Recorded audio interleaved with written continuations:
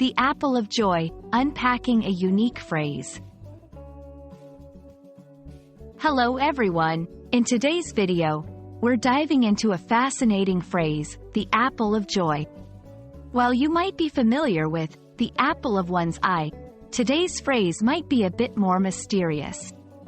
We'll explore its meaning, origins, and how you can use it in everyday English. Stay tuned to uncover the layers of this intriguing expression. The phrase, the apple of joy, isn't a standard idiom in English, and you might not find it in everyday conversations or classic texts. However, it suggests a deeply cherished or greatly valued source of happiness. Just as the apple of one's eye refers to someone dearly loved, the apple of joy evokes something or someone that brings immense joy and happiness.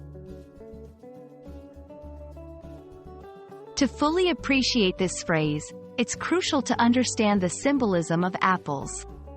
Across cultures and history, apples have represented various positive concepts, such as love, joy, and health. For instance, in Greek mythology, apples are associated with Aphrodite, the goddess of love. Thus, using an apple to symbolize joy is both poetic and fitting, tying into a long tradition of symbolic meanings. Though the apple of joy might not be widely recognized, incorporating it into your language can add a touch of creativity and depth. Here's how you might use it. Describing a person. My daughter is the apple of joy in our family, always lighting up the room with her laughter.